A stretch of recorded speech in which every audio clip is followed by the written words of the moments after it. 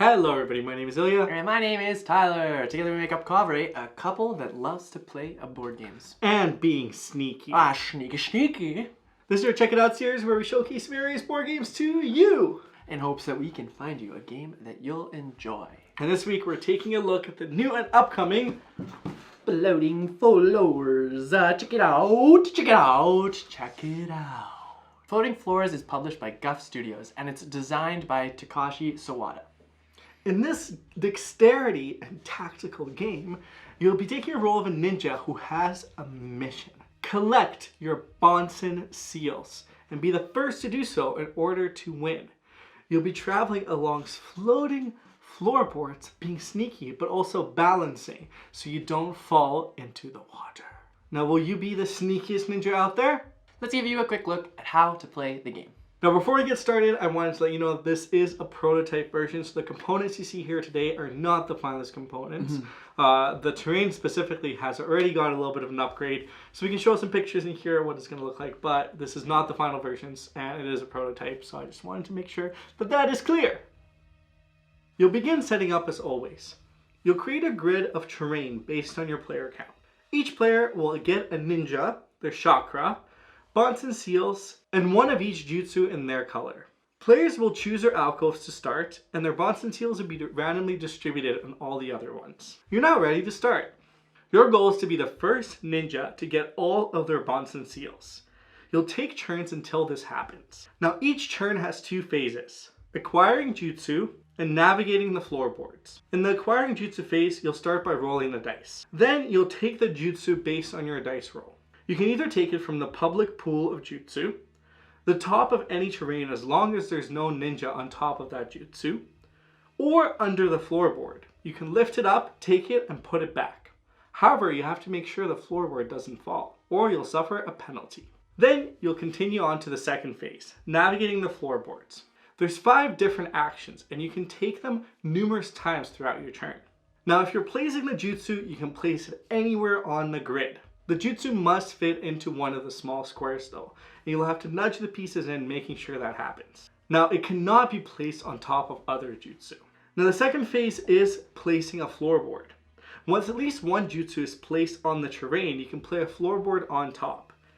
You'll select the top card and choose which side, either the black or the white side, depending on which one might be more beneficial for you, and place it on the Jutsu. Now, there can only be one floorboard per terrain.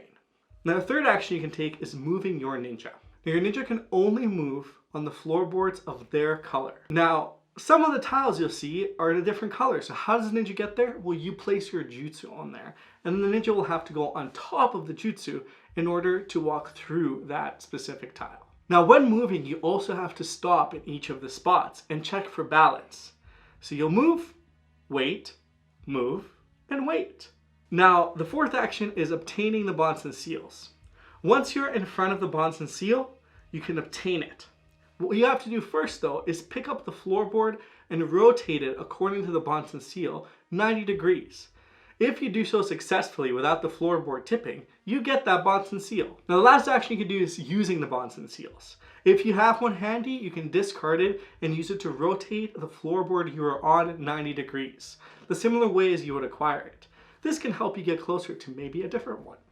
Now, if at any point throughout these 5 actions, the floorboard tips and falls to the terrain, the Jutsu falls, or your ninja falls, then you suffer a penalty. Your turn immediately ends, and then the next player can rearrange the pieces any way they see fit, below and above the floorboard.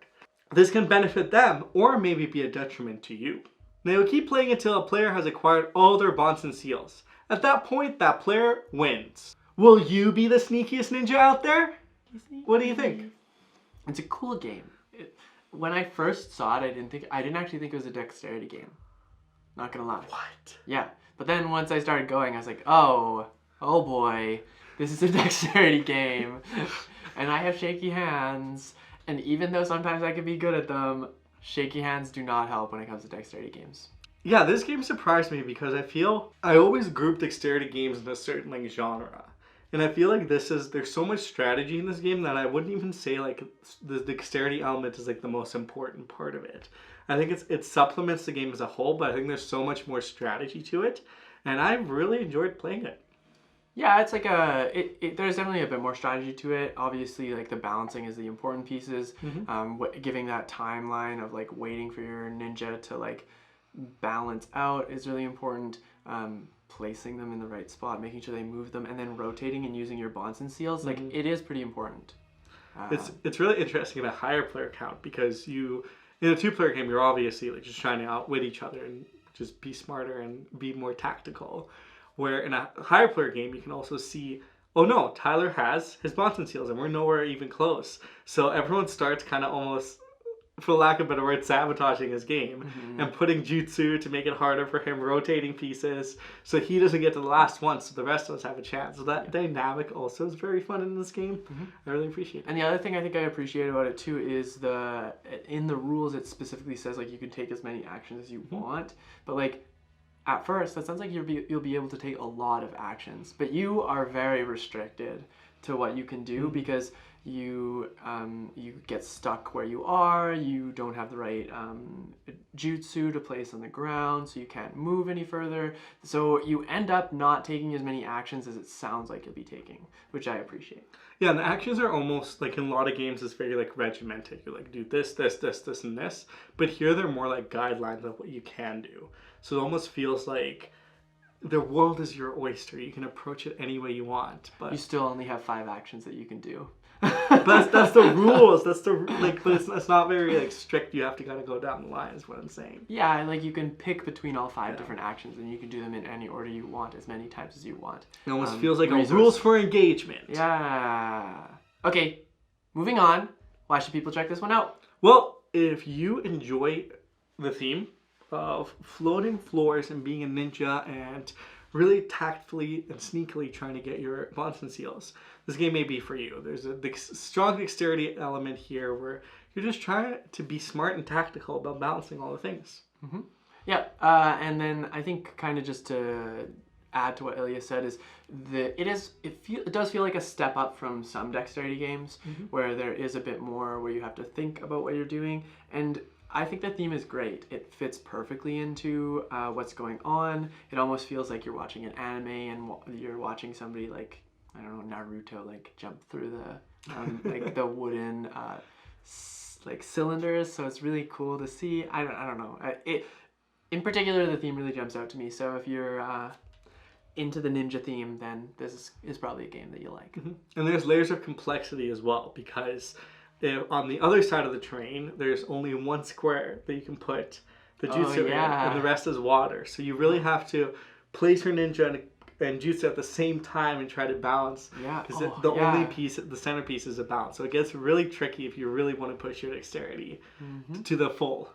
Yeah, you can make it harder, and like you are allowed to use one hand to place something, but you can use another hand to place another one and go at the exact same time. And then that's really a balancing act. Balance. So, and that's hard. That is hard. So it does grow in complexity if you're looking for something that does that. Yeah. So why should you not check out Floating Floors? The obvious is if you aren't like extremely hand-eye coordinated with this type of thing, it can get frustrating. Especially those Bansen Seals, because you have to rotate it, and that can be quite difficult. Yeah, and because like it's such a tight space, it does feel like you have to almost have like pincer hands, toothpick fingers, or whatever you want to call them. So like that does have that does have its downsides, right? If you do mess up, it can be kind of frustrating. I think the random placement of the Bansen Seals in the beginning of the game could be a factor as well, because it is naturally easier for some players to get to theirs than others. So I think that's kind of the part of the tug and pull. So if you aren't ready for the tug and pull and want a really like fair and equitable game, then maybe this game isn't for you. Yeah, and there might be ways around it, but yeah, that is a good point. Yeah, it depends. You all strategies around it. Like it's the circumstances you're dealt with. And I think it fits thematically, because you're not everybody's going to be able to steal their Bansen Seals from the exact precise location. That is true. That's true. But overall, I like this game. It's cool, it's quick, it's fast, and it's relatively easy to learn. roll the dice, take the things, do some actions. Jutsu.